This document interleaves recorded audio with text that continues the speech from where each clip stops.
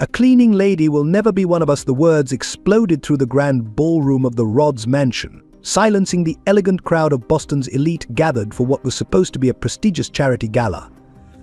Olivia Rhodes, resplendent in her designer red gown and dripping with diamonds, stood trembling on the stage, her perfectly manicured finger pointing accusingly at the uniformed maid who had just exposed her decades of fraud. Rachel Spencer, still wearing the crisp uniform of Virginia Clark, stepped forward. Her voice, no longer carrying the submissive tone of a servant, rang clear and strong through the stunned silence. "You're right, Olivia. A cleaning lady will never be one of us because honest, hard-working people will never be like criminals who steal from orphan children." The crowd gasped as Rachel produced a thick folder of documents. "Ladies and gentlemen, for the past 6 months, I've gathered evidence proving that Mrs. Rhodes has been embezzling millions from charitable donations. But this isn't just about money. 15 years ago, this woman murdered my father, William Spencer, and abandoned me, a 6-year-old child, on a dark street." Henry Rhodes, Olivia's current husband and respected philanthropist, staggered back as if physically struck. "Olivia, what is she talking about?" His voice cracked with disbelief and growing horror. Olivia's carefully crafted facade began to crumble. Her elegant posture dissolved into something feral as she lunged for the nearest exit. "You think anyone will believe the word of a servant?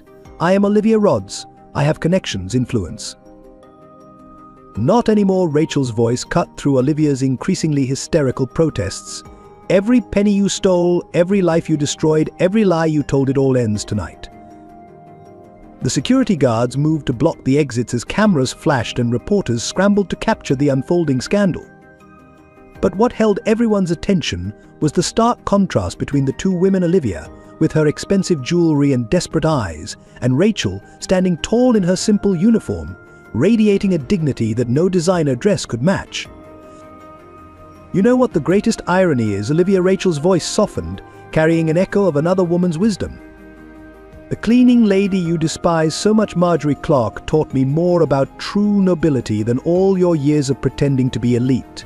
She showed me that real class isn't about what you wear or how much money you steal, it's about how many lives you touch with kindness."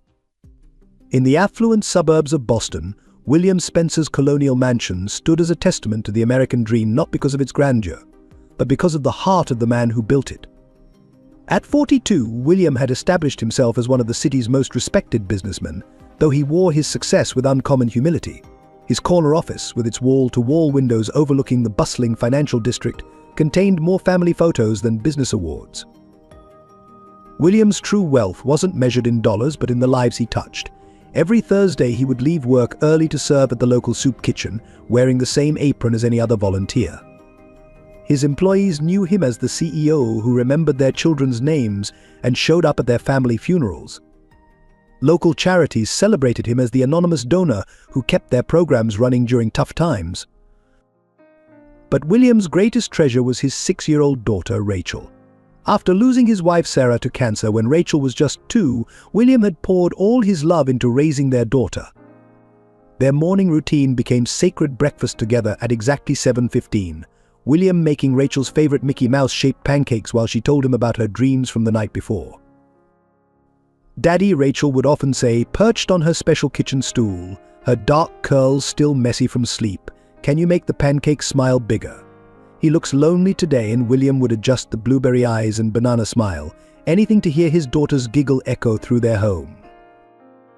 Their evenings were equally precious. No matter how many important meetings filled his calendar, William was always home by 6:30 to help Rachel with her kindergarten homework. They had a special spot in his study, a small table by the window where Rachel would color while he reviewed documents, both comfortable in their shared silence. "You know, sweetheart," he'd tell her during these quiet moments, "success isn't about how much money you make.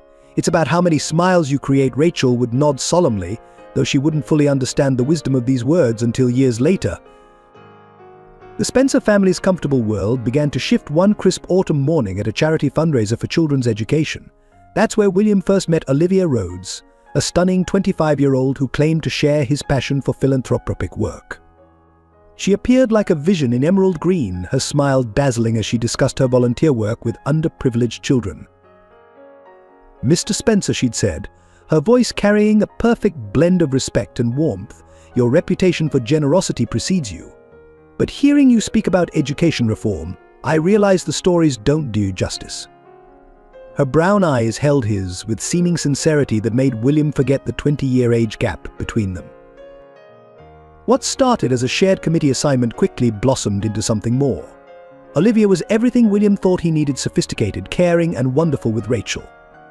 She would bring small gifts for his daughter, always thoughtfully chosen a book about brave princesses, a set of professional art supplies, a handmade scarf just because.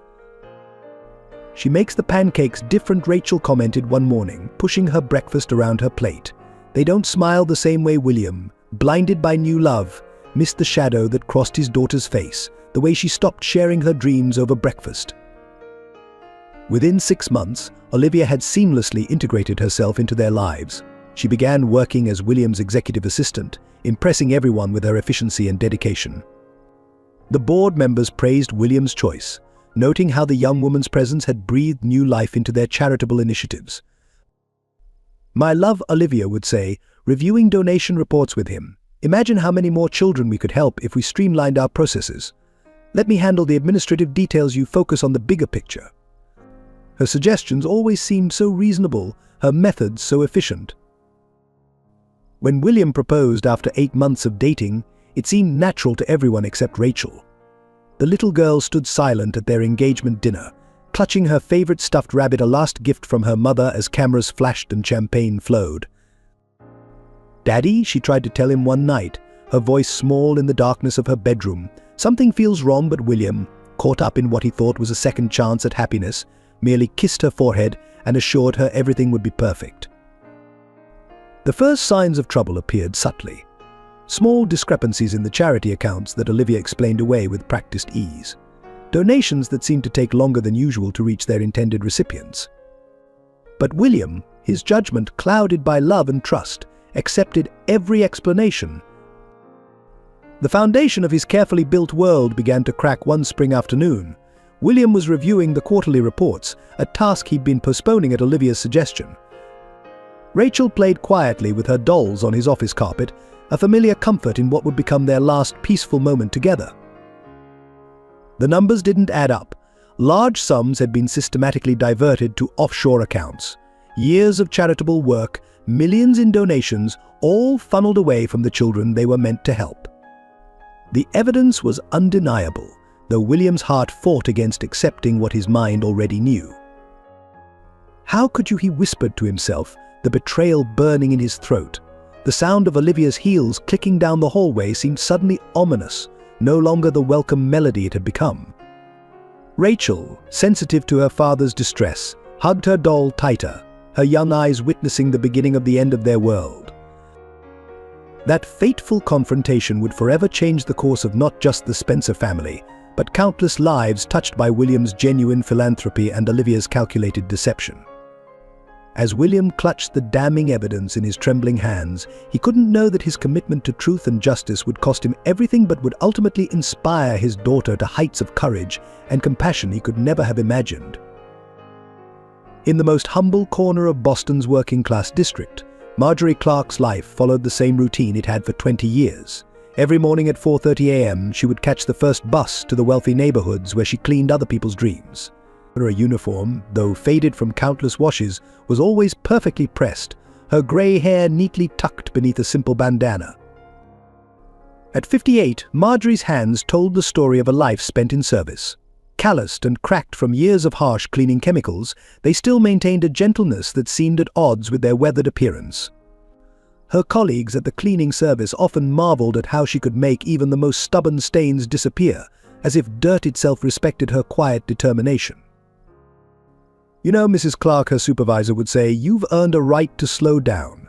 Take the easier houses," but Marjorie would just smile and shake her head. "Every home deserves the same care," she'd respond, whether it's a mansion or a studio apartment. It was this philosophy that had earned her a reputation as the most requested cleaner in the agency. Life had not been kind to Marjorie. 20 years earlier, she had lost her husband Thomas to a con artist's scheme that left him in such deep despair that he took his own life. Their dreams of opening a small diner, carefully saved for over 15 years, vanished with him. Yet somehow, Marjorie had maintained her faith in human goodness, though she kept the pain locked away in a heart that had learned to be careful with trust. The night that changed everything was unusually cold for early autumn. Marjorie was walking home from her late shift, taking her usual shortcut through the industrial district.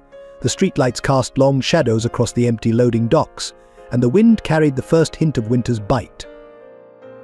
That's when she heard a sound so faint she almost missed it. A child's muffled sob, coming from behind a stack of empty crates. Marjorie paused, her worn shoes scraping against the concrete as she turned toward the sound. There, huddled in the shadows, was a little girl clutching a dirty stuffed rabbit, her expensive clothes soiled and torn. Child Marjorie called softly, her heart breaking at the fear in the girl's eyes. "Are you lost?" Rachel, though Marjorie didn't know her name, then pressed herself further into the shadows, years of working with careful families having taught Marjorie the delicate art of approaching frightened souls. "I have some cookies in my bag," she said, slowly sitting down on a nearby crate, making herself smaller, less threatening. "My afternoon client's cook always gives me extras, their chocolate chip still warm." She placed the small paper bag halfway between them, like offering food to a wounded bird. The mention of food drew Rachel out slightly. Marjorie could see she was fighting hunger, probably hadn't eaten for at least a day. "I'm not going to hurt you, sweetheart.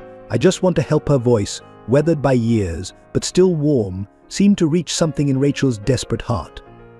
Slowly, tentatively, Rachel emerged from her hiding place. In the harsh streetlight, Marjorie could see bruises on her arms, tear tracks cutting through the dirt on her face. "She left me here," Rachel whispered, her voice so small it nearly broke Marjorie's heart. "She said if I told anyone she'd..." Fresh tears spilled over. Marjorie felt a familiar pain twist in her chest. She recognized the look of someone betrayed by those they trusted. She'd seen it in Thomas's eyes all those years ago. "Who left you, child?" she asked, though something in her already knew this was no simple case of abandonment. As Rachel's story spilled out between sobs and half-eaten cookies, Marjorie's resolve hardened. She heard about William Spencer's murder, about Olivia's threats, about the cruel abandonment. Each word cemented her decision, though she knew it would change her life irrevocably. "Listen to me," child Marjorie said, wrapping her worn cardigan around Rachel's shivering shoulders. "I know you're scared. I know you've seen terrible things, but if you'll let me, I'll protect you with everything I have." The promise came from somewhere deep within her, a place she thought had died with Thomas. Taking Rachel home meant more than just offering shelter. Marjorie's one-room apartment above the laundromat was barely big enough for one person, let alone two. The radiator worked only when it felt like it, and the windows rattled with every passing train. But that night, as she made up a bed for Rachel on her worn couch, Marjorie knew she'd found something she didn't even know she was missing. The challenges began immediately. Working double shifts to afford extra food, learning to navigate the foster care system while keeping Rachel's true identity hidden, dealing with nightmares that woke them both in the dark hours. Marjorie's neighbors, though poor themselves, rallied around them. Mrs. Rodriguez from next door offered to watch Rachel while Marjorie worked. Mr. Thompson, the retired teacher downstairs, volunteered to help with homework. "Why are you doing this?" Rachel asked one night, as Marjorie bandaged her own bleeding hands after a particularly harsh day of cleaning. The question held all the weight of a child who had learned too early that love often came with hidden prices. Marjorie was quiet for a moment, considering her answer carefully. "Because, my dear," she finally said, "sometimes God puts people in our path for a reason. You needed a mother, and I needed to remember what it feels like to have a purpose bigger than myself." The years that followed were a testament to the power of unconditional love. Marjorie worked herself to exhaustion, but never complained. She sold her wedding ring, the last reminder of Thomas, to buy Rachel's school supplies. Every sacrifice was made with a smile, every hardship faced with quiet determination. Jared Thompson first met Rachel during their sophomore year at Boston University. At 20, he was already showing the sharp analytical mind that would later make him one of the city's most promising young lawyers. The son of a public defender, Jared had inherited both his father's passion for justice and his mother's unwavering loyalty to those he considered family. Their friendship began in the university library, where Rachel spent every free moment studying. He noticed her first because of her unusual habits, arriving before dawn, always sitting in the same corner, surrounded by business and law books far beyond their year level. But what caught his attention was the way she would carefully wrap half of her lunch sandwich, tucking it into her bag with a tenderness that spoke of someone who knew true hunger. "You know," he said one day, breaking their unspoken routine of mutual silence, "the business law section has better books on corporate structure than these general texts." It was the beginning of a friendship that would change both their lives. As they grew closer, Rachel gradually shared her story with Jared. Instead of the pity she feared, she found in him a strategic mind that immediately began plotting ways to bring Olivia to justice. "We'll need evidence," he'd say during their late-night study sessions. Concrete proof that can stand up in court. His dedication to her cause became as personal as if it were his own. Elena Martinez carried a different kind of secret. As the senior maid in the Rod's household, she had spent years carefully cultivating an image of quiet subservience. But you would have guessed that beneath her practical uniform and carefully accented English lay William Spencer's younger sister, watching over her niece from the shadows. After William's death, Elena had changed her name and appearance, working her way through various households until she finally secured a position with the Rod's family. Every day, she endured Olivia's condescension, gathering information, waiting for the right moment. Her heart nearly stopped the day Rachel appeared as Virginia Clark, but years of practice helped her maintain her composure. "The new maid seems familiar," she casually mentioned to Francisco Washington, the housekeeper, testing the waters. Francisco, a former military intelligence officer turned domestic staff manager, merely smiled mysteriously. He had his own reasons for keeping certain secrets.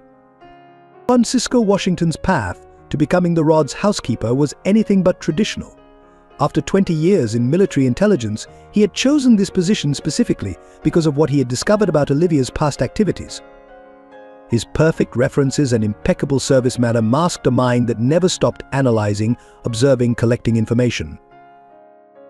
"You know, Mrs. Rhodes," he would say, "everything in this household runs exactly as it should." The double meaning in his words was lost on Olivia, who saw only another servant eager to please.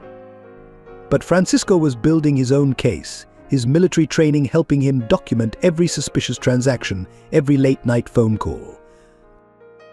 Henry Rhodes presented a more complex figure. A self-made millionaire with a genuine passion for philanthropy, he had been drawn to Olivia's apparent dedication to charitable causes. At 55, he carried himself with the confident air of someone who had overcome life's obstacles through hard work and determination. What few knew was that Henry had once been a scholarship student himself, his education funded by an anonymous donor who turned out to be William Spencer. The irony of now being married to his benefactor's murderer would later haunt his sleepless nights. Sometimes he would tell his business associates, "The greatest charity is giving someone a chance to prove themselves." This philosophy had guided his business decisions and, unfortunately, had also made him vulnerable to Olivia's manipulations. These characters' lives began to interweave in ways none of them could have predicted. Jared's legal expertise combined with Francisco's intelligence background created a formidable investigative team. Elena's intimate knowledge of the household complemented Henry's unwitting access to crucial documents. During staff meetings, Francisco would casually position Elena near Olivia's office, allowing her to overhear important phone conversations. "The silver needs extra attention today," he would say, a coded message indicating something significant might be discovered. Jared spent his evenings helping Rachel perfect her alternate identity as Virginia Clark. "Your hands," he noted, examining them critically, "they're too soft for a lifetime of cleaning." This led to weeks of Rachel secretly working with harsh cleaning products to develop the appropriate calluses. Henry, though initially unaware of the web of surveillance around him, began to notice small inconsistencies in Olivia's charitable activities. "The donation numbers seem odd," he would mention to Francisco, who carefully logged every such comment. The dynamic between these characters created a delicate balance of trust and secrecy. Each played their role with precision, knowing that one wrong move could unravel their entire plan. Yet beneath their calculated actions ran deeper currents of loyalty, justice, and hope. The autumn afternoon that changed everything started like any other in William Spencer's life. Sunlight streamed through the tall windows of his home office, casting long shadows across the antique desk where he sat reviewing quarterly reports. Rachel played quietly on the carpet with her dolls, a familiar comfort in what would become their last peaceful moment together. At first, the discrepancy seemed minor numbers that didn't quite align, transfers that appeared slightly irregular. But as William dug deeper, a pattern emerged that turned his blood cold. Large sums of money, carefully disguised as charitable donations, had been systematically diverted to offshore accounts. The transactions began exactly 3 months after Olivia started working as his executive assistant. "It can't be," he whispered, his fingers trembling as he traced the paper trail. Each new document confirmed his worst fears. The woman he had trusted, whom he had welcomed into his home and heart, had been methodically stealing from the very children they were supposed to help. The evidence was devastating in its thoroughness. Falsified receipts, manipulated bank statements, forged signatures, all pointing to a level of deception that made William's head spin. What hurt most weren't the stolen millions, but the betrayal of everything he held sacred. The scholarship programs he'd established, the medical funds for underprivileged children, the housing projects for struggling families, all had been compromised. Rachel, sensitive to her father's distress, clutched her doll tighter. "Daddy," she called softly, her young voice tinged with worry. William tried to smile reassuringly, but the expression felt foreign on his face. How could he explain to his 6-year-old daughter that the woman about to become her stepmother was a criminal? The sound of Olivia's heels clicking on the hardwood floors upstairs seemed suddenly ominous. William quickly gathered the incriminating documents, his mind racing. Should he call the police immediately? Confront her first? His natural inclination toward fairness made him want to hear her explanation, though his instinct screamed that this was dangerous naivety. "Rachel, sweetheart," he said, striving to keep his voice steady, "stay here and play. Daddy needs to talk to Olivia about something important." The little girl nodded, her dark eyes wise beyond their years as they followed him to the door. William found Olivia in their bedroom, admiring her reflection as she tried on yet another expensive necklace bought, he now realized, with stolen money. She turned at his entrance, her practiced smile faltering slightly at his expression. "We need to talk," he said, his voice harder than she'd ever heard it. About the Foundation's accounts, the flash of calculation in her eyes was brief but unmistakable. In that moment, William saw behind her mask for the first time, and what he discovered chilled him to his core. "Darling, you seem so tense," Olivia purred, attempting to distract him with the same charm that had worked so effectively before. "Why don't we discuss this after dinner? I'll make your favorite." "No," William cut her off, spreading the documents across the bed. "We'll discuss it now. Explain these transfers, Olivia. Explain why millions meant for orphan children are sitting in Cayman Island accounts under your name." Her transformation was instantaneous and terrifying. The elegant facade crumbled, revealing something cold and calculating beneath. "So," she said, her voice dripping with disdain, "you finally figured it out. I must say, I'm disappointed it took you this long. For such a successful businessman, you're remarkably naive." The cruelty in her tone stunned William. This wasn't just about the money, this was about a fundamental darkness he'd completely failed to see. Why, he managed to ask, why target charitable foundations? Why pretend to care about helping others? Olivia laughed, a harsh sound that echoed through the hallway. "Because people like you make it so easy. All your noble intentions, your precious philanthropy, do you know how much profit you waste on these worthless causes? Those children will never amount to anything anyway." Each word felt like a physical blow. William thought of all the lives touched by his foundation, the brilliant students who just needed a chance, the sick children whose families couldn't afford treatment, the struggling single parents trying to build better lives for their kids. "I'm calling the police," he declared, reaching for his phone. "Every penny you stole will be returned. Every life you've damaged will be made whole." What happened next seemed to unfold in slow motion. Olivia lunged for the documents, her carefully manicured nails clawing at the papers. William stepped backward, trying to keep his balance on the landing. Their struggles sent an antique vase crashing to the floor, the sound bringing Rachel running from the office. "Daddy," her frightened voice called from the top of the stairs. The moment of distraction was all Olivia needed. With a strength born of desperation, she shoved William hard. His eyes widened in shock as he felt himself losing balance, his last conscious thought a prayer for his daughter's safety. The sound of his body tumbling down the stairs would haunt Rachel's nightmares for years to come. Each thud marked the end of one life and the tragic beginning of another, as father and daughter were brutally separated by one woman's greed. The silence that followed William Spencer's fall was deafening. Rachel stood frozen at the top of the stairs, her small hands gripping the banister so tightly her knuckles turned white. Below, her father lay motionless, a thin stream of blood trickling from his temple onto the polished hardwood floor he had always been so proud of. Olivia's reaction was not one of horror or remorse, but of calculated assessment. She descended the stairs with careful steps, checking William's pulse with businesslike efficiency. "Dead," she muttered, more inconvenienced than grieved. When she looked up and met Rachel's terrified gaze, her eyes held nothing but cold determination. "Well," she said, straightening her designer dress. This complicates things. Her voice had changed completely. Gone was the warm, affectionate tone that had charmed William. In its place was something metallic and sharp, like a blade wrapped in silk. Rachel couldn't move, couldn't speak. Her young mind struggled to process the transformation of her world. Just hours ago she had been sitting in her father's office, playing with her dolls while he worked. Now he lay still and silent, and the woman who was supposed to become her new mother looked at her like she was calculating the cost of a problem. "You saw everything, didn't you?" Olivia's question cut through Rachel's shock. "This is very unfortunate." "Very unfortunate indeed." She began to pace, her expensive heels clicking against the floor, stepping around William's body as if it were merely an inconvenient obstacle. "Please," Rachel finally whispered, her voice small and broken. "Daddy needs a doctor." But even at 6, she knew it was too late. She had seen the unnatural angle of his neck, the stillness that no amount of medical attention could reverse. Olivia's laugh was sharp and humorless. "A doctor can't help him now, you foolish child. But we need to deal with you." She climbed the stairs slowly, like a predator approaching cornered prey. "You're a liability now.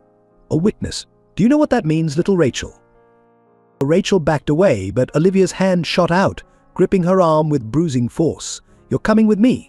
And if you make a sound, if you try to run or tell anyone what happened, I promise you'll regret it deeply." The next few hours passed in a blur of terror. Olivia moved with frightening efficiency, packing a small bag with some of Rachel's clothes while making phone calls that would establish her alibi. She spoke in a honey-sweet voice about William having an accident, about being devastated, about needing time to comfort his poor daughter. As darkness fell, Olivia forced Rachel into her luxury car. The child clutched her favorite stuffed rabbit, a last gift from her mother, as they drove through the night. She didn't dare ask where they were going, didn't dare make a sound. The streets became progressively unfamiliar, the neighborhoods increasingly industrial. Finally, Olivia stopped in a desolate area far from anything Rachel recognized. "Get out," she ordered, her voice devoid of emotion. When Rachel hesitated, paralyzed by fear, Olivia reached across and shoved her door open. "I said get out." Rachel stumbled onto the dirty sidewalk, her legs shaking. The street was dark, lined with abandoned warehouses and empty loading docks. The autumn wind cut through her light jacket, carrying the smell of decay and distant factory smoke. Here Olivia tossed a few crumpled bills onto the ground. "Consider it severance pay." She laughed at her own cruel joke. "If you ever try to find me, if you ever tell anyone what really happened to your father, I'll make sure you join him. Understand?" Before Rachel could respond, Olivia had slammed the car door and accelerated away, leaving the 6-year-old alone in the darkness. The red taillights disappeared around a corner, taking with them the last connection to her former life. Reality set in slowly, then all at once. Rachel was alone. Completely alone. The streets were empty, the buildings loomed like silent monsters, and somewhere in the distance, a dog barked menacingly. She clutched her rabbit tighter, backing into the shadows of a loading dock. The first tears came silently. She had learned early in life that crying loudly wasn't safe. She thought of her father's warm smile, of their morning pancake ritual, of the way he would explain complicated business concepts to her, as if she could understand everything. Now he was gone, and she was lost in a world that suddenly seemed impossibly large and cruel. Hours passed. The temperature dropped further. Rachel's stomach growled. She hadn't eaten since breakfast, but the money Olivia had thrown at her remained untouched on the ground. Even at 6, she understood it was blood money, tainted by her father's death. She tried to make herself as small as possible, huddling behind some empty crates. Every passing car made her heart race. Every distant voice sent her deeper into the shadows. Would Olivia come back to make sure she was really gone? Would someone worse find her? The night stretched endlessly. Rachel drifted in and out of exhausted sleep, jerking awake at every sound. She dreamed of her father calling her name, of warm pancakes and safe bedtime stories. Each time she woke to the cold reality of the loading dock, the pain started fresh. Dawn was approaching when she heard footsteps. Different from Olivia's sharp heel clicks, these were the steady, practical steps of someone who worked hard for a living. Rachel pressed herself further into her hiding place, but something about these footsteps didn't trigger the same fear.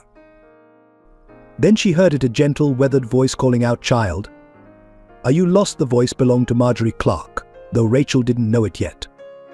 In that moment, huddled in the shadows of her darkest night, Rachel couldn't know that she was about to meet the woman who would redefine the meaning of mother's love. The first weeks in Marjorie's tiny apartment above the laundromat tested both their resilience. The space, barely adequate for one person, became a sanctuary for two. Marjorie transformed her worn sofa into a bed for Rachel, using sheets she'd saved for special occasions. Though they both knew there had never been such occasions before. Every morning began at 4:30 a.m. Marjorie would gently wake Rachel, who still startled easily, with a soft song she remembered from her own childhood. "Rise and shine, little bird," she'd whisper, careful not to trigger the nightmares that frequently haunted the child's sleep. They would share a simple breakfast, usually oatmeal with a sprinkle of cinnamon when they could afford it, before heading out into the pre-dawn darkness. Mrs. Rodriguez, their next-door neighbor who worked night shifts at the hospital, became their first ally. "Bring the child to me while you work," she offered, her own children grown and gone. "My telenovelas are more fun with company." Under her watchful eye, Rachel slowly began to remember how to be a child again. The practical challenges were immense. Marjorie took on extra cleaning jobs, working 12-hour days to afford the basic necessities. Her hands, already calloused from years of labor, cracked and bled from the harsh cleaning chemicals. Yet she never complained, treating each new blister as a badge of honor in her mission to protect Rachel. "Why do you work so hard?" Rachel asked one evening, watching Marjorie bandage her hands with strips torn from an old sheet. "Because, my dear," Marjorie answered, her smile warm despite her exhaustion. "Sometimes love looks like tired hands and aching feet. Sometimes it's in the things we do without being asked." The community, though poor in material wealth, proved rich in compassion. Mr. Thompson, the retired teacher downstairs, offered to help Rachel with her studies. "The child has a brilliant mind," he told Marjorie. "She understands concepts far beyond her years." He never asked about Rachel's past, understanding that some stories need time before they can be told. Mrs. Chen from the corner store would slip extra fruit into their grocery bags, pretending not to notice when Marjorie tried to pay the difference. The local church provided clothes from their donation box, and the laundromat owner let them use the machines during off hours at a reduced rate. Still, there were countless difficult moments. Rachel would wake screaming from nightmares, reliving her father's fall. Marjorie learned to recognize the signs, the slight trembling, the distant look, and would hold her close, humming old hymns until the terror passed. They faced bureaucratic battles too. Enrolling Rachel in school required creativity with documentation, as they couldn't risk using her real name. Marjorie spent hours at the library, researching legal options, while Rachel sat nearby, devouring books far beyond her grade level. "Knowledge is something no one can steal from you," Marjorie would say, encouraging Rachel's voracious reading habits. They created a game of it. Rachel would read aloud from the business section of discarded newspapers, while Marjorie listened attentively, even though much of it was beyond her understanding. Financial struggles were a constant companion. Some nights Marjorie would pretend she wasn't hungry, claiming she'd eaten at work so Rachel could have the larger portion of their modest dinner. She sold her few pieces of jewelry, keeping only her wedding ring, which too would eventually be sacrificed for Rachel's school supplies. But amidst the hardships, they found moments of joy. They created new traditions: Sunday afternoon walks in the park, where Marjorie would tell stories about her own childhood. They saved pennies in a jar labeled dreams, though neither spoke about what those dreams might be.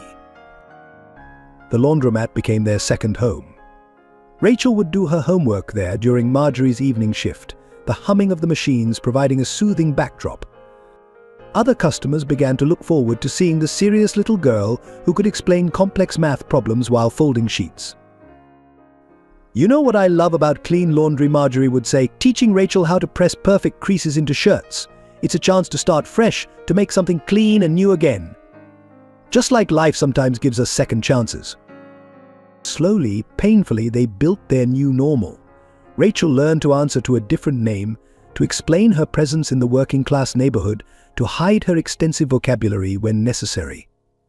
Marjorie learned to be both mother and protector, to navigate the complex waters of raising a child marked by trauma. But their apartment, though small, became filled with small treasures: Rachel's perfect test papers carefully preserved, drawings of the family they had become, pressed flowers from their Sunday walks. They created a home out of necessity and love, proving that family isn't always about blood.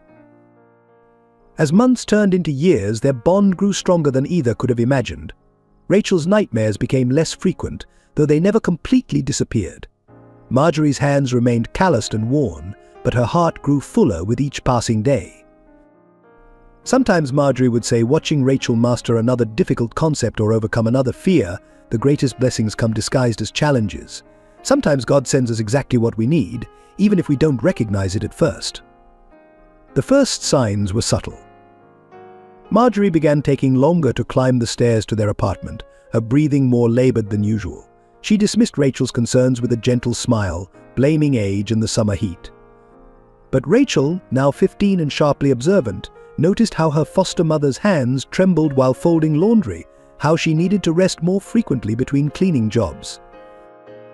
The breaking point came during a routine Sunday at the laundromat. Marjorie was demonstrating to a new customer her special technique for removing stubborn stains when suddenly she stumbled, the bottle of detergent slipping from her grasp. Rachel caught her before she hit the floor, alarmed by the grayish tinge of her skin and the cold sweat on her forehead. "It's nothing," dear Marjorie insisted, even as Rachel and Mrs. Rodriguez helped her to a chair. "Just a spell of dizziness." But this time Rachel wouldn't accept the gentle deflection that had become Marjorie's habit. The free clinic's waiting room was crowded, the air heavy with anxiety and antiseptic.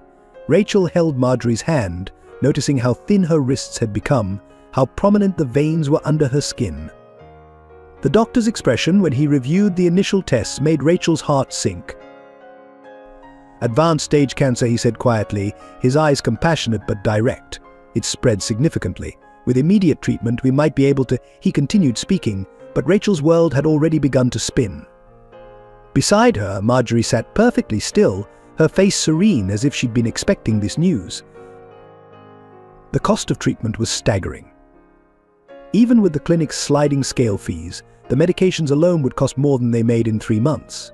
Rachel watched as Marjorie quietly declined the doctor's referral to an oncologist, citing financial constraints.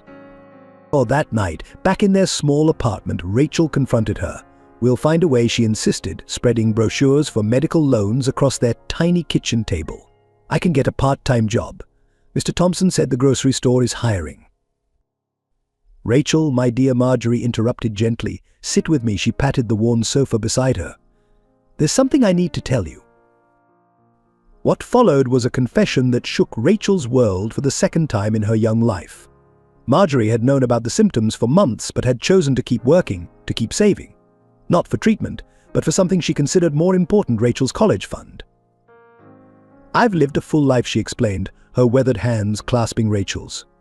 "But you, my brilliant girl, you have so much ahead of you. Your father wanted you to have an education, to make a difference in the world. I won't let his dream or yours die because of my illness." Rachel fought back, of course. She brought home more brochures, researched alternative treatments, begged Marjorie to at least try. But her foster mother remained resolute.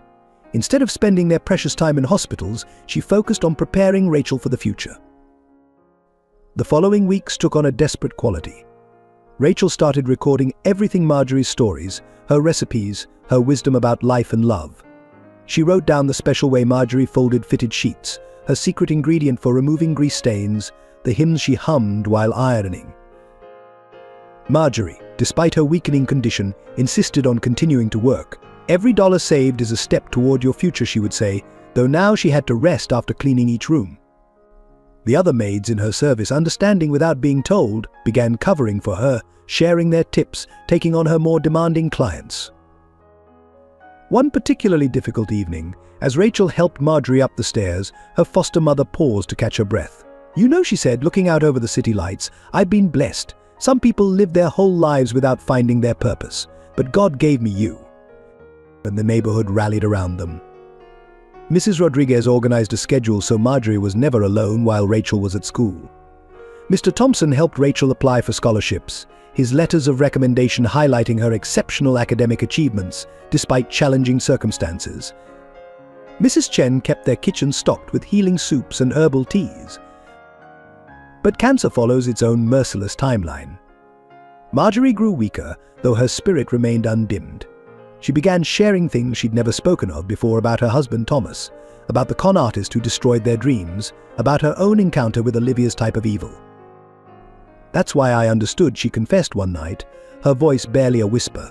"When I found you that night, I recognized the look in your eyes. Some wounds are made by the same kind of knife." The revelation stunned Rachel. "You knew? All this time you knew about Olivia?" Marjorie's smile was sad but knowing. Not everything, but enough to understand that you needed more than just shelter. You needed someone who understood that sometimes the greatest evil wears the prettiest masks. As winter approached, Marjorie's condition deteriorated rapidly. The stairs became impossible, so their neighbors helped move her bed to the living room.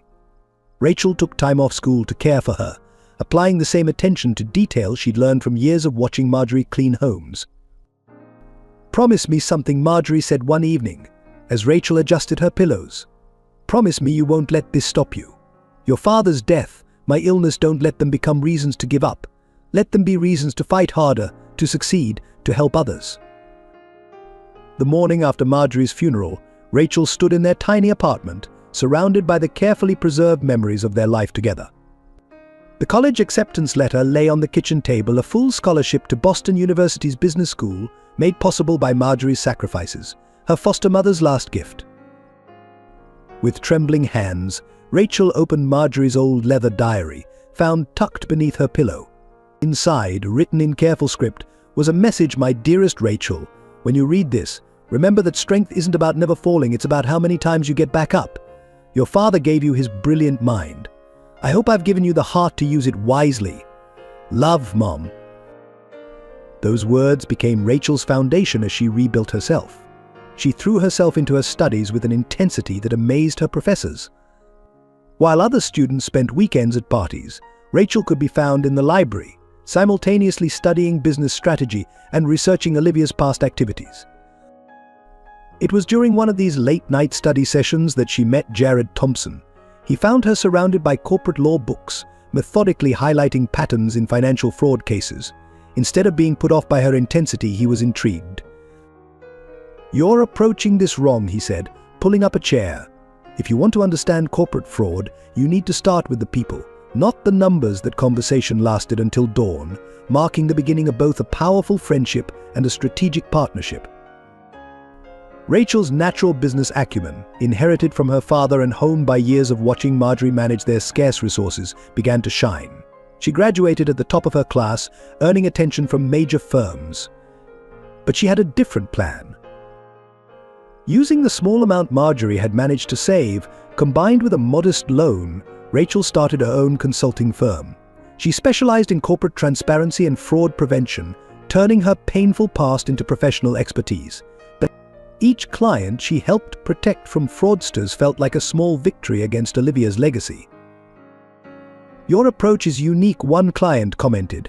"It's like you can think like them." The people who try to deceive. Rachel's smile held a hint of sadness. "Sometimes," she replied, "you need to understand darkness to protect the light." As her business grew, Rachel began tracking Olivia's movements. The woman had reinvented herself, as Rachel expected, emerging as the philanthropic wife of wealthy businessman Henry Rhodes. Her charity galas and social works made headlines, but Rachel recognized the familiar patterns in the financial reports. Working with Jared, she meticulously built her case. They gathered evidence, tracked money trails, and interviewed former victims who had been too afraid to speak before. Each piece of evidence was carefully documented, each witness statement recorded and notarized. "You know this is dangerous," Jared warned one evening, reviewing their files. "She's already killed once." Rachel looked at Marjorie's photograph on her desk, remembering her foster mother's courage. "Some things are worth the risk," she replied. The plan to infiltrate the Rodds' household as a maid came to her gradually. She spent months preparing, studying household management, practicing different accents, learning to move with the efficiency of someone who had spent their life in service. Elena Martinez, the Rodds' senior maid, became an unexpected ally. Something in her eyes when she interviewed Virginia Clark told Rachel she wasn't the only one with a hidden agenda. Their silent understanding formed another piece of the complex puzzle. Francisco Washington, the perceptive housekeeper, added another layer of protection. His military background and quiet efficiency provided crucial intelligence about the household's routines and vulnerabilities. Rachel's transformation into Virginia Clark was both physical and psychological. She let her carefully maintained manicure grow out, developed calluses through methodical housework, and practiced the subtle art of becoming invisible while remaining observant. The best disguise, Jared advised, is one that's partly true. Rachel understood Virginia Clark was who she might have been if Marjorie hadn't found her that night, if she'd had to survive alone. The business she'd built continued to operate under trusted management, while Rachel disappeared into her role. Every evening, after her duties at the Rodds' mansion, she would document her observations, building an airtight case against the woman who had destroyed her family. But living in close proximity to Olivia proved more challenging than she'd anticipated.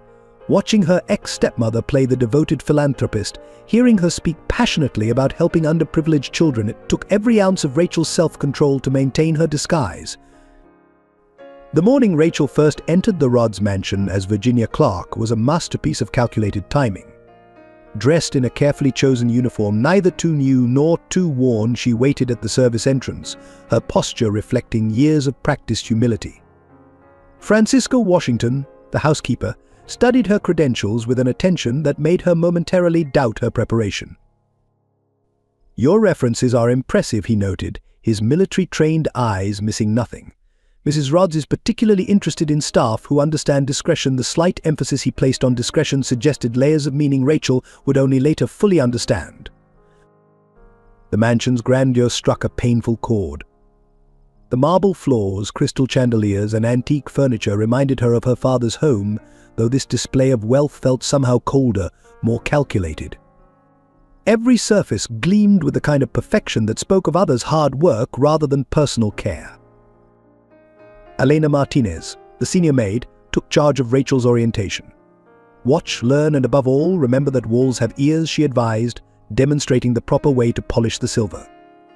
Her hands moved with practiced efficiency, but her eyes held a knowing depth that made Rachel wonder about her story. The first time Rachel encountered Olivia face-to-face tested every ounce of her self-control. Her ex-stepmother descended the main staircase like a queen, wearing an outfit that probably cost more than Marjorie had earned in a year. "Ah, the new maid," she remarked, barely glancing at Rachel. "Virginia, isn't it?" "Yes, ma'am," Rachel responded, her voice carefully modulated to hide years of pain and rage. She kept her eyes lowered, noting how Olivia's expensive heels clicked against the marble, the same sound that had haunted her nightmares for years. The days fell into a routine. Rachel arrived before dawn, her duties a carefully choreographed dance of cleaning, organizing, and observing. She learned the house's rhythms when Olivia took her morning calls, which rooms held important documents, how Henry's schedule affected household patterns. The other staff gradually accepted her presence. Francisco would occasionally position her near Olivia's study during important phone calls, while Elena taught her the mansion's secret shortcuts and hiding places. Every evening, Rachel documented her discoveries in coded messages to Jared, building their case piece by piece. But Henry Rodds proved to be a complication she hadn't fully anticipated. Unlike Olivia, his kindness seemed genuine. She often found him working late in his study, his face reflecting the same dedication to philanthropy she remembered in her father. His presence made her question whether exposing Olivia would destroy another good man's life. "Virginia," he would say, finding her cleaning his office, "you don't need to work so late. Go home, rest his concern reminded her painfully of William Spencer, making her role even harder to maintain. Olivia's mask occasionally slipped when she thought no one was watching. Rachel witnessed heated phone calls about mysterious transfers, saw documents quickly hidden when others entered the room, noticed the calculated way she manipulated her husband's trust. The hardest moments came during charity events at the mansion. Rachel would serve drinks, invisible in her uniform, watching Olivia charm potential donors with stories about helping underprivileged children. Each smile, each gracious gesture was a perfect mirror of how she had once deceived William Spencer. The key, Olivia once told a group of socialites, is making sure every donation reaches those who truly need it. Rachel's hand trembled slightly as she refilled water glasses, remembering the offshore accounts where such donations actually ended up. As weeks passed, Rachel discovered that maintaining her disguise required more than just physical appearance. She had to suppress her natural intelligence, hide her business knowledge, pretend not to understand complex conversations happening around her. The strain of constantly being someone else wore on her. Late at night, alone in her small servants' quarters, Rachel would hold Marjorie's worn Bible, drawing strength from memories of her foster mother's wisdom. Sometimes Marjorie had once said, "Justice requires patience." Those words helped her endure the daily challenge of serving the woman who had destroyed her family. The turning point came when Rachel discovered a hidden safe in Olivia's private study. While cleaning one evening, she noticed a slight irregularity in the wood paneling.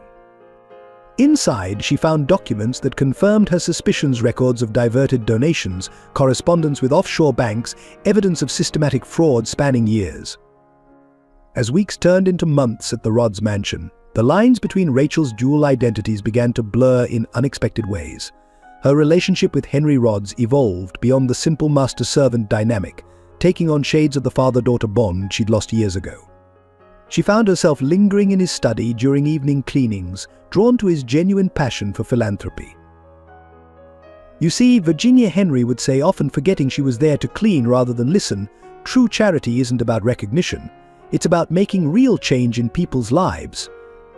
His words echoed William Spencer's philosophy so closely that Rachel sometimes had to turn away, pretending to dust while fighting back tears. Elena Martinez proved to be more than just an ally in the household staff. There was something in the way she watched Rachel, a protective instinct that went beyond professional courtesy. During quiet moments in the kitchen, Elena would share stories about William Spencer, details only a family member could know. He used to make Mickey Mouse pancakes for his little girl, Elena mentioned one morning, studying Rachel's reaction carefully, always insisted on using blueberries for the eyes, saying they had to be perfect. Rachel's hand trembled as she polished silverware, recognizing the memory from her own childhood. The truth emerged during a late-night conversation in the servants' quarters. Elena finally revealed herself as William Spencer's younger sister, Rachel's aunt, who had taken the job specifically to watch over her niece. After William died, she explained, her voice thick with emotion, "I promised myself I'd protect you, even from a distance." This revelation created a new dynamic in their daily interactions. Every shared glance now carried the weight of family bonds, every subtle warning backed by years of unspoken love. Elena's presence became both a comfort and a reminder of everything Rachel had lost and found again. Cisco Washington's military background proved invaluable to their cause. His attention to detail and strategic mind helped them navigate the mansion's complex security systems, but it was his unexpected connection to Marjorie that truly cemented his loyalty. "Your foster mother," he said one evening, helping Rachel sort through documents in the library. "She once worked in my mother's house, refused to accept payment during hard times, saying some things matter more than money." The coincidence felt like another thread in the tapestry of fate that had brought them all together. Jared's role evolved beyond legal advisor to become Rachel's emotional anchor. Their late-night strategy sessions often turned into deeper conversations about justice, revenge, and the fine line between them. "You're not just doing this for yourself anymore," he would remind her. "You're doing it for everyone Olivia has hurt." Most complex was Rachel's relationship with the household itself. The mansion's grand rooms and elegant furnishings daily reminded her of her father's home, yet they also represented everything Olivia had stolen. Each chandelier, each piece of expensive art, seemed to mock the memory of both William Spencer's generosity and Marjorie's sacrifices. The staff's children, who occasionally visited their parents at work, brought another dimension to Rachel's mission. She saw in their innocent faces the same vulnerability she had carried as a child. Watching Olivia interact with them, always the perfect hostess, always camera-ready, charitable, made Rachel's blood boil. Henry's growing trust in Virginia created both opportunities and moral dilemmas. He began leaving his office door unlocked, sharing casual conversations about foundation business, even asking her opinion on household matters. Each kind gesture made Rachel question whether her deception, even in service of justice, was its own form of betrayal. During charity events at the mansion, Rachel observed the intricate dance of high society with new understanding. She recognized in some of the guests' eyes the same calculating look she'd seen in Olivia's people, using philanthropy as a mask for personal gain. Yet others, like Henry, showed genuine commitment to making a difference. The weight of maintaining these complex relationships while staying focused on her mission took its toll. At night, in her small room, Rachel would often find herself talking to Marjorie's photograph, seeking guidance. "How do you fight evil?" she would whisper, "without becoming something you're not?" The process of gathering evidence against Olivia required the precision of a surgeon and the patience of a saint. Rachel discovered that her ex-stepmother's criminal enterprise was far more sophisticated than she had initially imagined. Each evening, after the household settled into silence, she would meticulously document new findings, building a case that would prove unshakable. The breakthrough came in Olivia's private study, behind a false panel Rachel discovered while cleaning. Inside, she found a leather-bound ledger containing detailed records of diverted donations spanning over a decade. The entries were coded, but Rachel recognized the same system Olivia had used in William Spencer's company. "Look at these patterns," she explained to Jared during one of their secret meetings in a nearby coffee shop. "She's using children's charities as fronts. Money goes in as donations, but only about 10% reaches the actual causes. The rest disappears through a maze of offshore accounts." Elena's position as senior maid provided crucial access to Olivia's private correspondence. She leaves her laptop open while bathing. Elena whispered one morning, passing Rachel a series of photographs showing incriminating emails. Always the same pattern: set up the charity, win trust, then slowly drain the funds.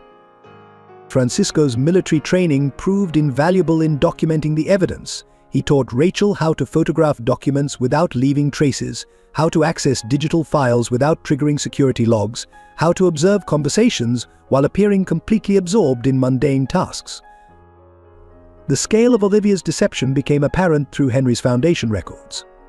Rachel discovered that millions meant for orphanages, medical programs, and educational initiatives had been systematically diverted. Each discovery felt like a fresh wound, knowing how many children had been denied help while Olivia lived in luxury.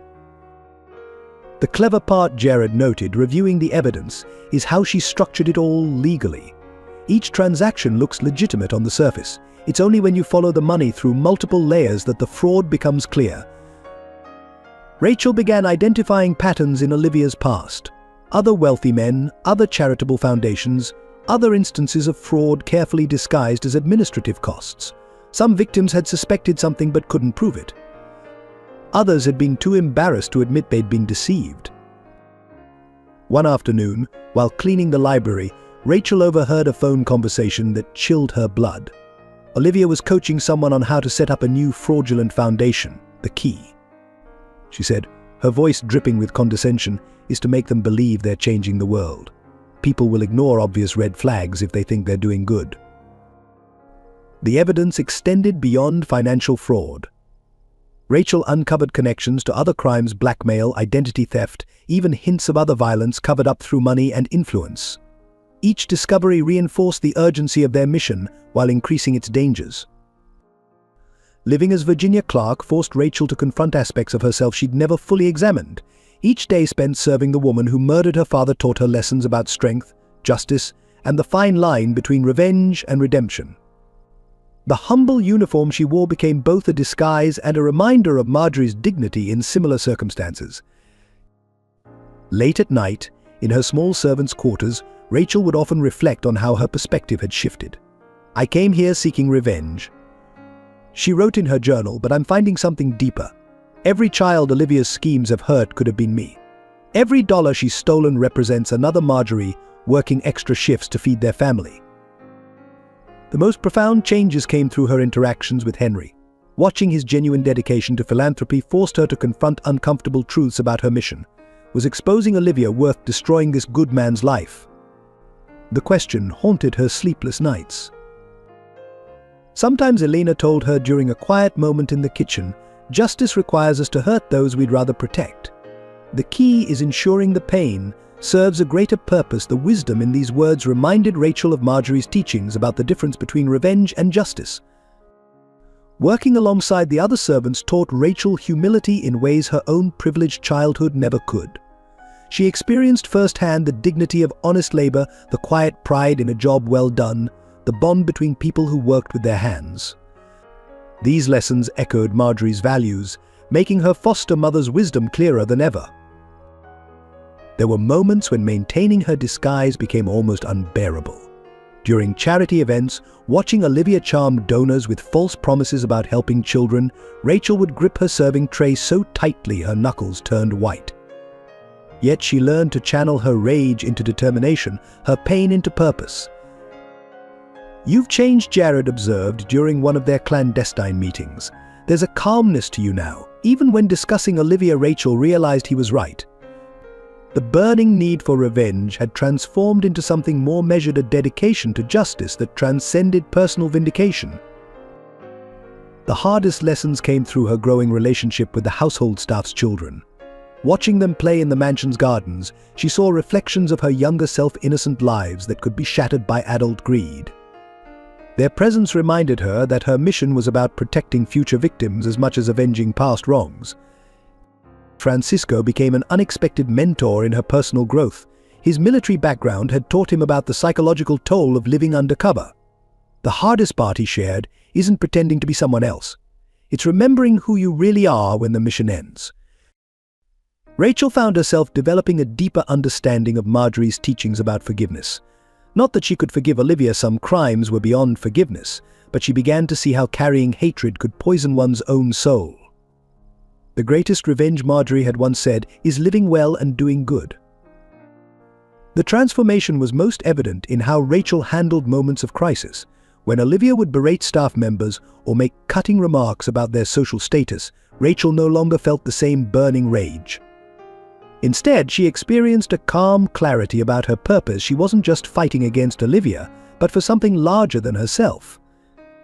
The evening of the annual Rods Foundation Charity Gala arrived draped in autumn splendor. The mansion gleamed under crystal chandeliers, each room perfectly arranged to showcase Olivia's supposed dedication to philanthropic causes. Rachel, still in her role as Virginia Clark, moved through the preparations with practiced efficiency, though her heart thundered with the knowledge that everything would change tonight. "Everything must be perfect," Olivia announced to the staff, her red designer gown catching the light as she gestured imperiously. "The city's most influential donors will be here. This is our biggest fundraising event of the year." The irony of her enthusiasm for raising money she intended to steal wasn't lost on anyone who knew the truth. Henry beamed proudly at his wife, oblivious to the storm about to break. "My dear, you've outdone yourself," he said, adjusting his bow tie. "The children's hospital wing we're funding will help so many families." Rachel felt a pang of sympathy, knowing how his genuine charitable spirit would soon be crushed. As guests began arriving, Rachel positioned herself strategically near the main entrance.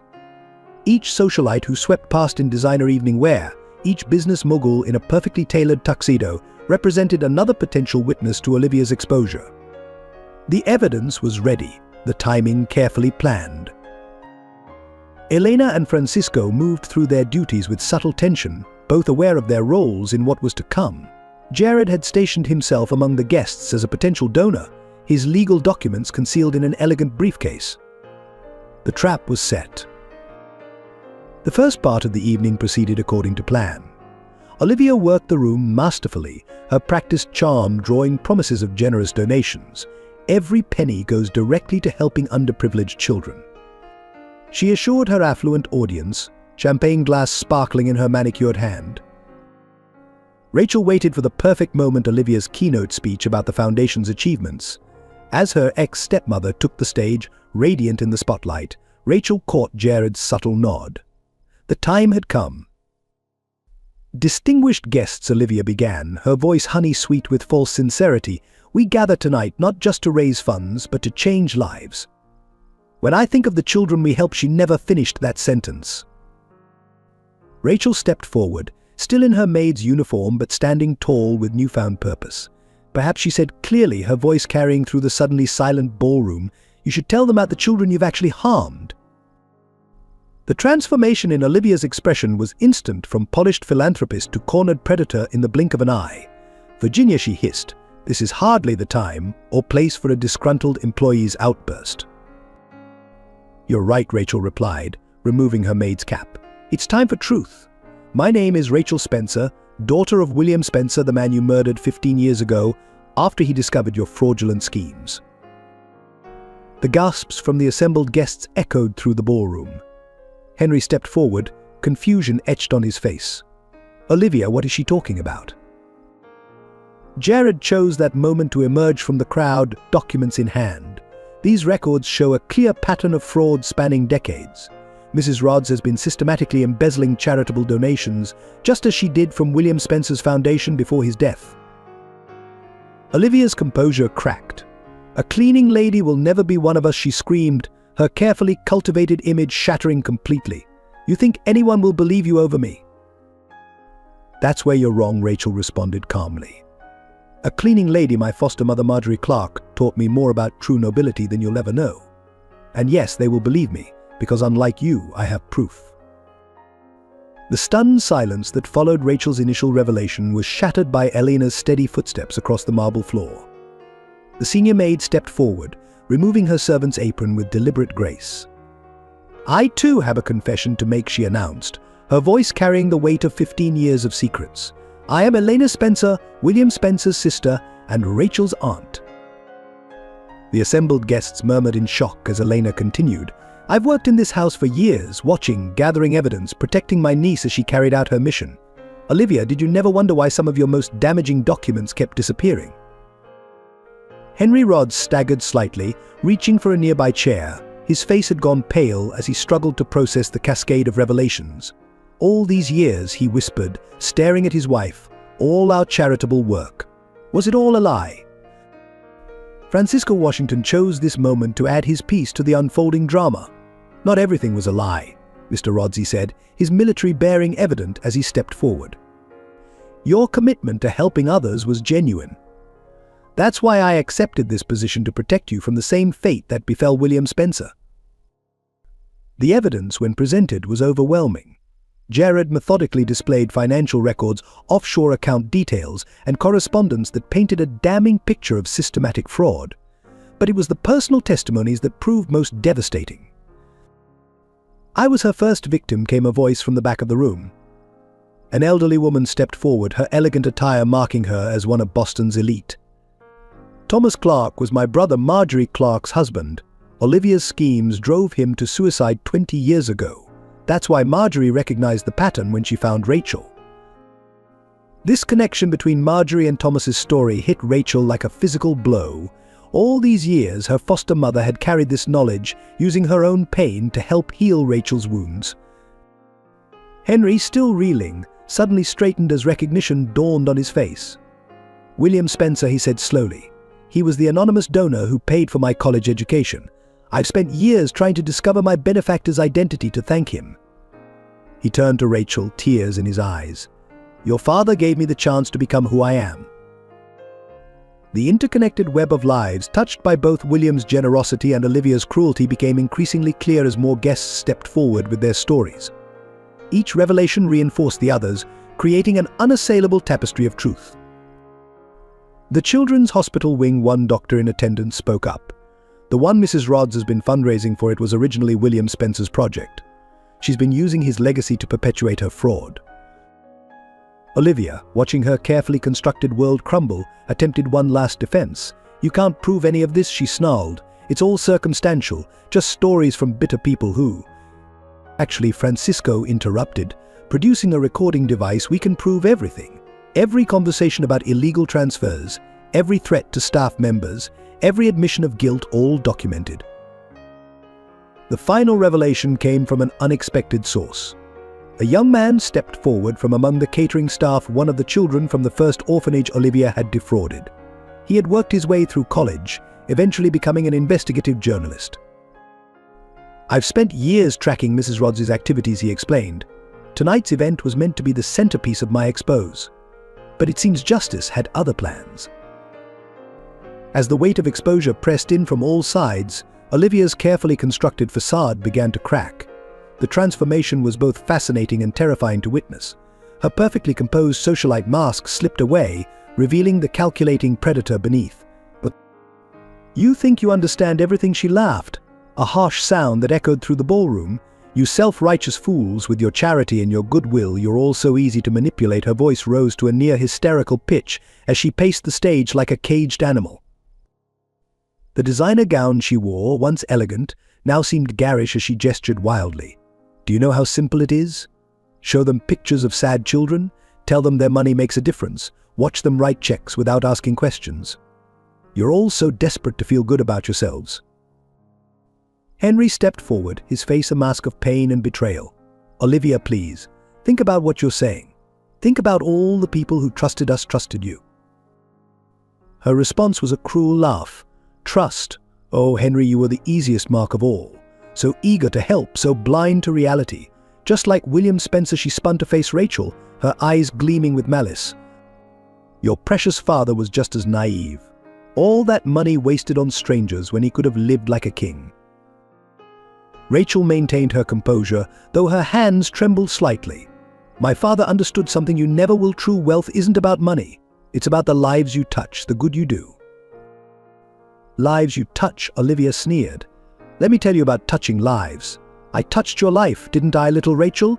Left you in the gutter where you belonged. And look what happened, you became a maid anyway." Her laughter took on a manic edge. The assembled guests watched in horror as Olivia's true nature emerged fully. She began listing her crimes with a perverse pride, as if each act of cruelty was an achievement to boast about. "You want to know what happened to your precious donations?" she taunted the crowd. "That orphanage in Haiti? Never existed? The medical clinic in Detroit? Pure fiction? The scholarship fund? Please, I have a wonderful vacation home in the Cayman Islands instead." Security guards moved to block the exits, but Olivia seemed beyond caring about escape. She was lost in her own unraveling, years of calculated deception giving way to raw, ugly truth. "You know what's truly funny?" she continued, ripping off her expensive jewelry and letting it clatter to the floor. "None of you ever questioned why a woman half Henry's age would be so interested in charitable work.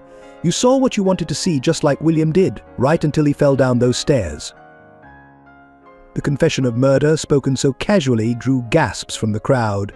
Olivia spun around, her designer dress swirling like blood in water. "Oh yes, I killed him. Pushed him when he got too close to the truth. Watched him fall. And you know what? The sound he made when he hit the bottom, it was almost musical." In the days following Olivia's arrest, the true emotional toll of the events began to surface. Rachel found herself standing in her father's old office, now part of a house that had been sealed as evidence. Dust covered the familiar furniture, but the memories remained crystal clear: morning pancakes, bedtime stories, the last time she saw her father alive. "You never really forget, do you?" Elena said softly, finding Rachel tracing the edge of William's old desk. The way he'd explained business concepts like they were fairy tales. Aunt and niece shared a moment of silent understanding, both haunted by the what-ifs of a life violently interrupted. The hardest part wasn't the memories of loss, but the weight of years spent consumed by the mission. Rachel discovered that letting go of Virginia Clark's identity felt like shedding a second skin, painful and disorienting. She caught herself unconsciously straightening rooms, speaking in the deferential tone of a servant, falling into habits that had kept her alive in enemy territory. Henry's grief manifested differently. The proud businessman now spent hours in his study, reviewing years of foundation records with haunted eyes. "I should have seen it," he repeated, poring over documents that now revealed their sinister patterns. All those children we could have helped, all the good we could have done. The press coverage was relentless. Headlines screamed about the cleaning lady who exposed society's dirty secret and charity queen's house of cards. Each story reopened old wounds, forcing Rachel to relive both her father's death and Marjorie's sacrifices through the lens of public scrutiny. Jared found Rachel one evening in Marjorie's old apartment above the laundromat, sitting among carefully preserved memories. "You know," he said gently, "achieving justice doesn't automatically heal the pain." The tiny space still smelled faintly of starch and fabric softener, echoing with the ghost of Marjorie's hymns. The children from the defrauded charities began coming forward, their stories adding layers to the emotional burden. A young man in a wheelchair described how the promised medical treatment never materialized. A teenage girl spoke about the scholarship that vanished, forcing her to drop out of school. Each testimony was a reminder of how far-reaching Olivia's cruelty had been. Francisco, ever the strategist, noticed Rachel's struggle. In the military, he shared, "During a quiet moment, we learned that completing the mission is only half the battle. The real challenge is finding your way back to yourself afterward." His words struck a chord. Rachel had been so focused on exposing Olivia that she hadn't planned for the aftermath. The community that had supported Marjorie and Rachel years ago rallied once again. Mrs. Rodriguez brought her famous chicken soup, Mr. Thompson offered his quiet wisdom, and Mrs. Chen kept the kitchen stocked with healing teas. Their simple kindness provided an anchor amid the emotional storm. Late at night, Rachel would find herself talking to Marjorie's photograph. "How did you do it, Mom?" she would ask. "How did you carry such heavy truths and still maintain your gentle heart?" The answers seemed to come in memories of Marjorie's quiet strength, her unwavering faith in the power of love over hatred. The ripples from Olivia's exposure spread far beyond the Rodds mansion. Within days, the scandal had triggered a citywide audit of charitable foundations, sending shockwaves through Boston's philanthropic community. Other wealthy donors, fearful of similar deceptions, began demanding unprecedented levels of transparency from the organizations they supported. "This isn't just about one woman's crimes," a prominent newspaper editorial declared. "It's about the trust that holds our charitable institutions together." The public's faith in philanthropy had been shaken to its core, threatening the very survival of legitimate organizations that depended on donations. Support groups began forming spontaneously among Olivia's victims. In church basements and community centers, people shared stories of lost savings, broken dreams, and shattered trust. A cancer patient spoke of selling her house for treatment that never came. A retired teacher described emptying his pension fund for a non-existent educational program. Each story added to the growing tapestry of devastation. The media circus intensified daily. Television crews camped outside the mansion, reporters ambushed former staff members, and social media exploded with theories and accusations. Rachel watched as her private mission for justice became a national conversation about privilege, power, and accountability. Local charitable organizations faced an immediate crisis. Donations have dropped by 60%, reported the director of a children's shelter. People are afraid to give, afraid to trust. The irony was bitter. Olivia's exposure, meant to protect vulnerable people, was temporarily hurting the very institutions designed to help them. Henry Rodds, determined to salvage something positive from the disaster, called an emergency meeting of Boston's philanthropic leaders. "We need to rebuild trust," he insisted, his voice heavy with responsibility. Not just with money, but with genuine commitment to transparency and oversight. The scandal sparked a broader examination of class dynamics in charitable giving. Sociologists and commentators debated the power imbalance between wealthy donors and recipient organizations, questioning a system that allowed such exploitation to flourish. Rachel's story, the cleaning lady who exposed high society's corruption, became a symbol of this larger social reckoning. Religious leaders joined the conversation, offering spiritual perspectives on wealth, charity, and moral responsibility. Perhaps, suggested one respected minister, we needed this wake-up call to remember that true charity comes from the heart, not the wallet. Law enforcement agencies began receiving tips about similar schemes across the country. Other wealthy socialites with suspicious charitable foundations suddenly found themselves under scrutiny. The Rodds scandal had opened a Pandora's box of potential fraud investigations. Professional organizations for non-profit management rushed to establish new guidelines and certification processes. Never again became their rallying cry, as they developed stringent protocols for financial oversight and donor accountability.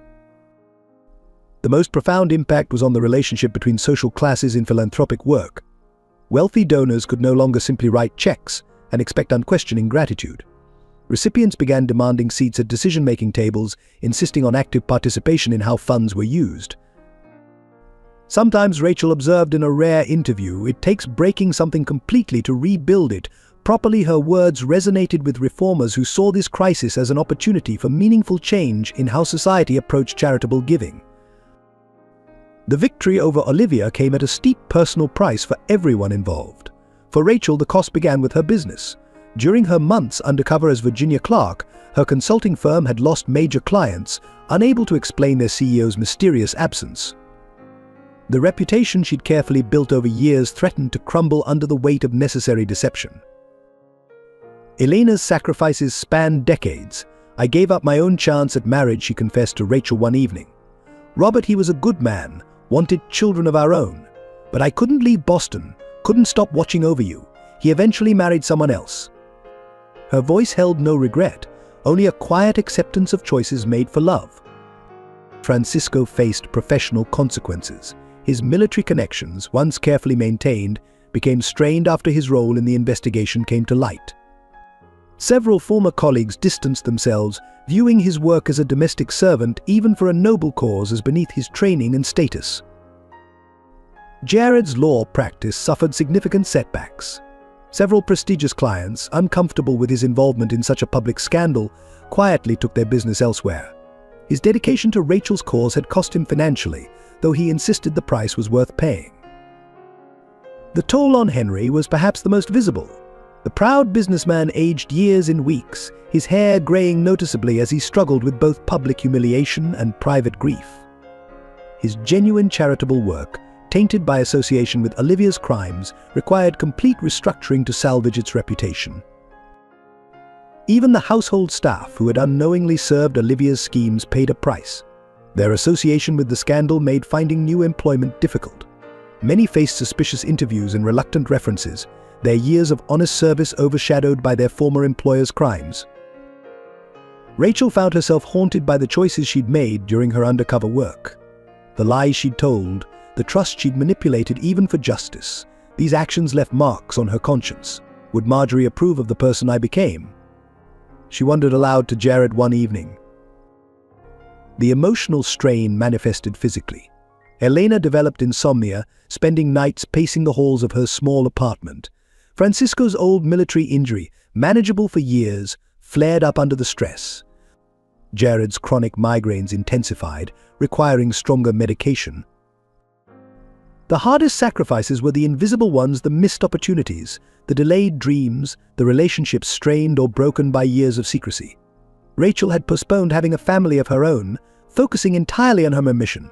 But now, at 32, she felt the weight of those empty years. For Henry, the sacrifice extended to his social circle. Longtime friends, embarrassed by their association with Olivia, began declining invitations. Charity board members resigned, fearing liability. His world, once filled with social obligations and philanthropic projects, contracted sharply. The discovery came during the cleanup of Olivia's office. Behind a false wall panel, disturbed during the police investigation, Rachel found a dusty leather briefcase bearing her father's initials. Her hands trembled as she opened it, releasing the scent of aged leather and faded dreams. Inside lay a collection of documents that would change everything. On top was a letter, dated the morning of William Spencer's death, addressed to his daughter. The paper was crisp, preserved in its sealed envelope, waiting 15 years to deliver its message. My dearest Rachel, if you're reading this, then my suspicions about Olivia were correct, and something has happened to me. First, know that I love you more than life itself. Second, know that what I've built was always meant for you, not just the money, but the legacy of helping others. I've arranged a trust in your name, hidden where Olivia can't find it. The details are with my old friend, Judge Marcus Hamilton. But more important than the money is the lesson I hope you'll remember: true wealth isn't in what we own, but in what we give. Beneath the letter lay detailed evidence of Olivia's early schemes, proof William had gathered before his death. He had been closer to exposing her than anyone realized. There were also documents revealing the full scope of his charitable work, much of it done anonymously. "Look at this," Elena whispered, examining a folder of scholarship records. "Your father put hundreds of kids through college. He never wanted recognition, just asked that they help others when they could." Among the recipients' names was Henry Rhodes himself, explaining the connection that had haunted them all. The most powerful discovery was William's personal journal. Its pages revealed a man who saw business as a means to improve lives, not accumulate wealth. He wrote about Rachel constantly, his pride in her compassion and intelligence shining through every entry. "I worry about teaching her the right values in a world obsessed with money," one entry read. "But today she gave her lunch to a homeless man outside my office, and I knew she already understands what matters most." A series of letters from grateful beneficiaries painted a picture of William's quiet generosity. A single mother who received help starting a small business. A sick child whose medical bills he paid anonymously. A struggling artist whose gallery showing he funded without recognition. Judge Hamilton, now retired, confirmed the trust's existence. "William came to me the day before he died," he revealed. "He suspected Olivia's true nature and wanted to protect his charitable legacy. The trust has been gathering interest all these years, waiting for Rachel." The trust's value was substantial, but its real worth lay in the detailed plans William had left for various charitable initiatives, projects he had dreamed of but never lived to implement. Each one showed his deep understanding of how to create lasting positive change. "Your father was ahead of his time," Henry observed, reviewing the documents. "These programs combining business efficiency with genuine social impact are exactly what we need today." The revelation of long-buried family ties began at an impromptu gathering in Marjorie's old apartment. Elena, Rachel and Henry sat surrounded by faded photographs and cherished memories, piecing together the complex web of connections that had brought them together. "I remember the day William first helped me," Henry began, holding a photograph of Rachel's father. "I was working as a janitor at his building, trying to save for college. He caught me studying business texts during my breaks instead of sleeping." His voice cracked with emotion. "Next thing I knew, an anonymous scholarship covered my entire education." Elena shared her own story in full for the first time. After William's death, she had changed her identity and worked her way through various households, eventually positioning herself in the Rhodes mansion. "I couldn't protect my brother," she said softly, "but I could watch over his daughter from afar." The connections extended beyond blood relations. Francisco revealed that Marjorie had once worked for his mother, refusing payment during hard times. She said some debts can only be repaid by helping others, he recalled. "When I recognized Rachel's resemblance to William Spencer, I knew it was time to repay that debt." Henry, still processing his own complex role in the story, made a decision that surprised everyone. "Rachel," he said, "I'd like to legally adopt you. Not to replace William, no one could ever do that, but to honor his memory and the gift he gave me." The offer brought tears to Rachel's eyes, representing not just a legal bond but a healing of old wounds. The neighborhood that had protected Rachel and Marjorie years ago embraced this expanded family. Mrs. Rodriguez hosted Sunday dinners where Elena could finally share stories about William's childhood. Mr. Thompson helped organize the old photos, adding his own memories of teaching Rachel as a child. Rachel discovered that her father's influence had created a network of informal family connections throughout Boston. Former scholarship recipients, grateful beneficiaries of his quiet generosity, and people whose lives he had touched all came forward with stories and support. "Your father changed my life," one woman told Rachel at a community gathering. "The medical treatment he funded for my son, we never knew who our guardian angel was until now her son, now a doctor, had dedicated his career to helping underprivileged patients." Elena took on the role of family historian, preserving the stories of both William's generosity and Marjorie's courage. She created a detailed family tree that included not just blood relatives but all those bound together by love and shared purpose. Henry's adoption offer led to a deeper exploration of family legacy. "We'll combine our foundations," he proposed, "create something that honors both William's vision and Marjorie's practical wisdom. A way to help people that remembers both their examples." The staff from the Rhodes mansion, who had become part of this extended family through shared secrets and sacrifice, found new roles in the reorganized foundation. Their loyalty and discretion had earned them places in this reconstructed family unit. The courtroom fell silent as Judge Sarah Montgomery delivered her verdict. Olivia, stripped of her designer clothes and carefully crafted persona, stood in a standard-issue prison jumpsuit as years of crimes were finally brought to account. The evidence presented in this case reveals not just financial fraud, but a systematic abuse of trust that strikes at the heart of charitable giving, the judge declared. The defendant preyed not only on wealthy donors but on society's most vulnerable members, children who needed help, families in crisis, communities depending on promised support. The sentence was comprehensive: 20 years in federal prison, full restitution of stolen funds, and a lifetime ban from involvement in charitable organizations. Additional charges related to William Spencer's death, though beyond the statute of limitations for murder, added weight to the financial crimes. Furthermore, Judge Montgomery continued, the court orders that Mrs. Rhodes must perform community service during her incarceration, specifically in cleaning and maintenance duties. Perhaps this will teach her the dignity of honest work she so deeply despised. The restitution process began immediately. Teams of forensic accountants worked to trace and recover millions in diverted donations. Henry voluntarily surrendered significant personal assets, insisting that every victim be made whole regardless of legal requirements. Victims from across the years came forward to testify during the restitution hearings. A parade of witnesses described how Olivia's schemes had affected their lives: the scholarship student forced to drop out, the medical clinic that closed, the homeless shelter that never opened. Rachel established a victims' advocacy organization, ensuring that every person harmed by Olivia's crimes received not just financial compensation but practical support in rebuilding their lives. Justice isn't just about punishment, she explained.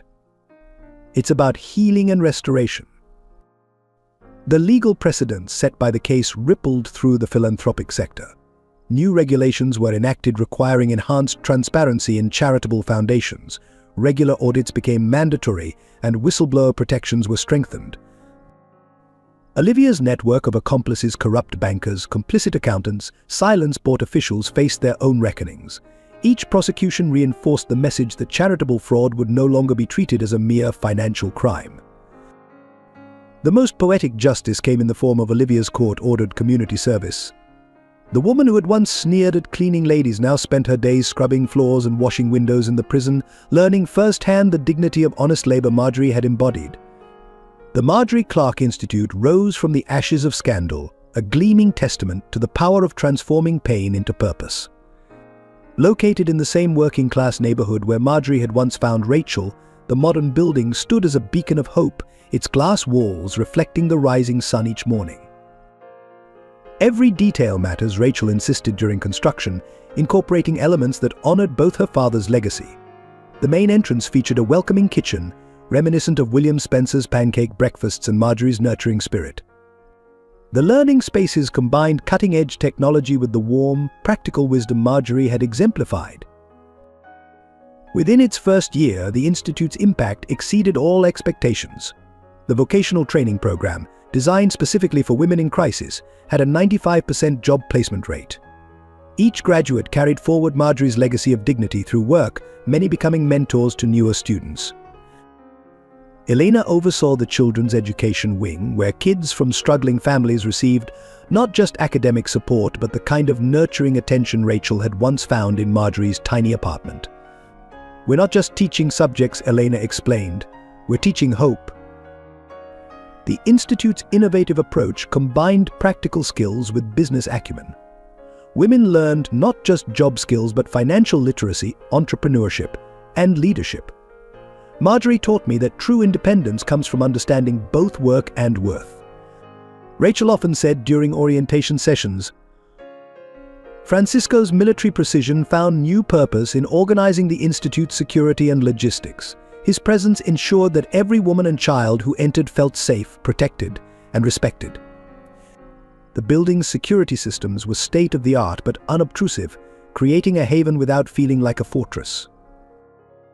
Henry contributed his business expertise, helping graduates develop small business plans and secure startup funding. William Spencer gave me a chance he would tell the aspiring entrepreneurs.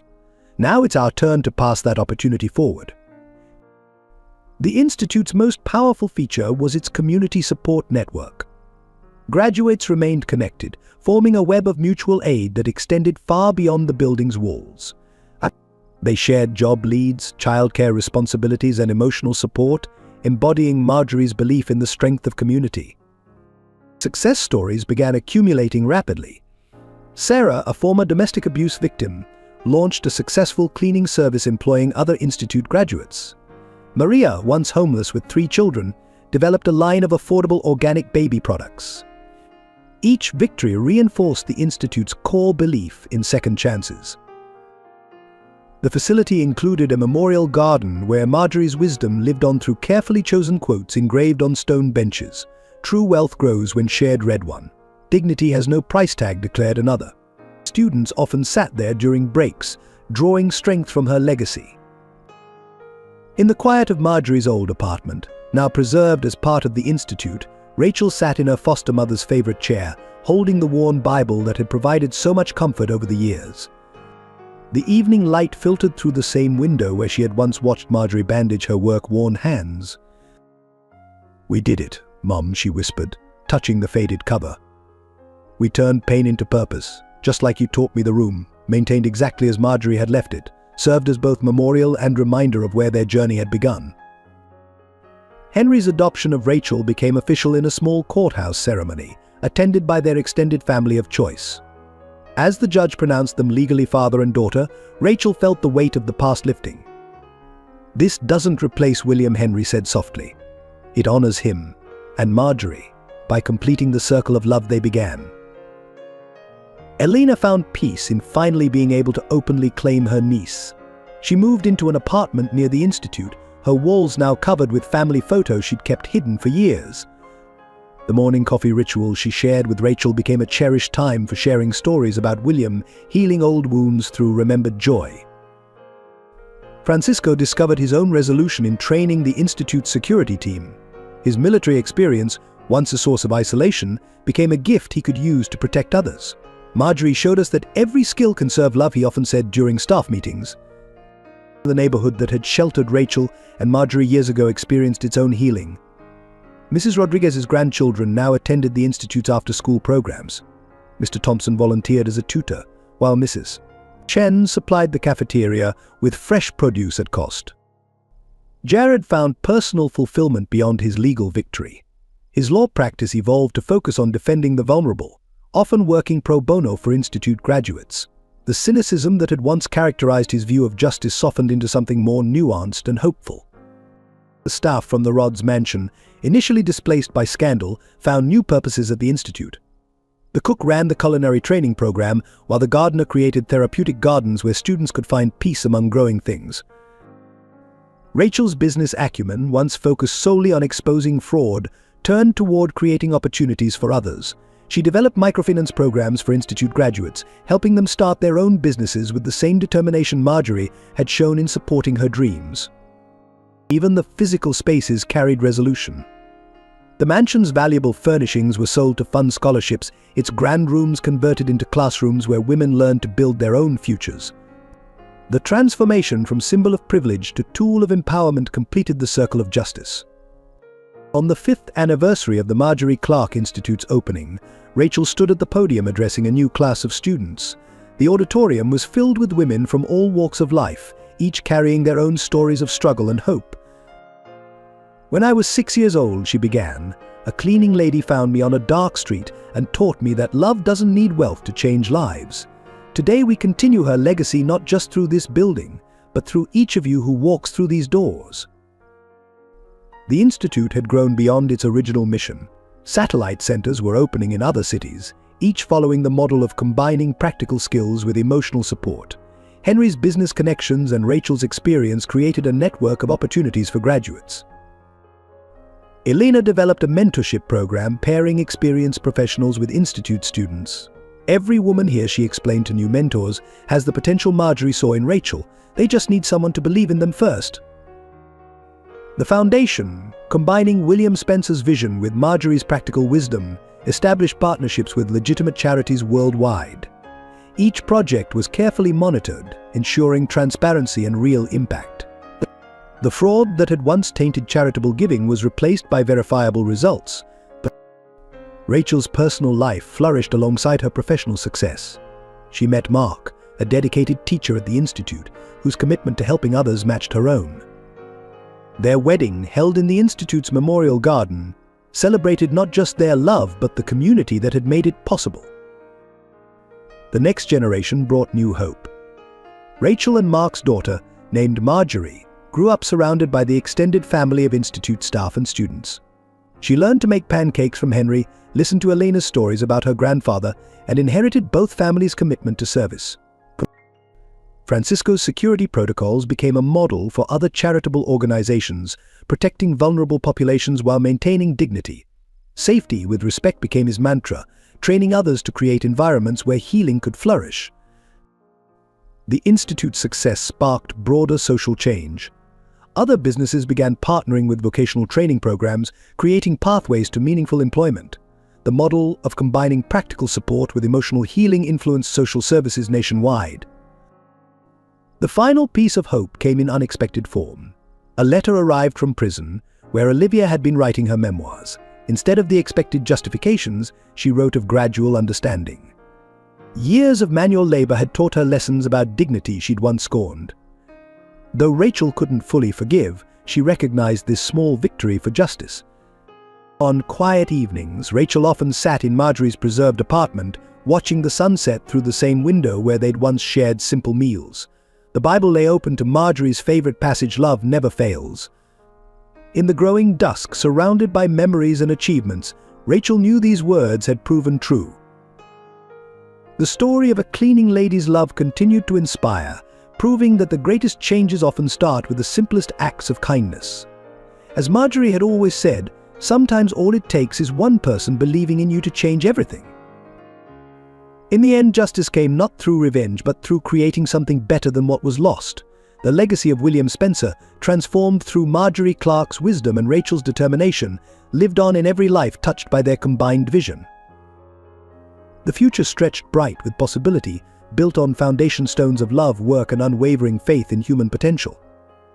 As Rachel watched new students enter the Institute each day, she saw her father's dream and Marjorie's love multiplied 1,000-fold, creating ripples of change that would continue long after their story was told. Thank you for joining us for this powerful story of love, justice, and redemption. We'd love to hear your thoughts on Rachel's journey from an abandoned child to a force for positive change. What moments touched you the most? How did Marjorie's wisdom resonate with your own experiences? Please take a moment to support our team by subscribing to the channel and liking this video. Your engagement helps us continue creating meaningful content that inspires and moves people. Share this story with friends and family who might find hope in its message. Join our community of storytellers and listeners by leaving your comments below. Every story shared strengthens our collective understanding of resilience and the power of unconditional love. Stay tuned for more compelling narratives that celebrate the human spirit.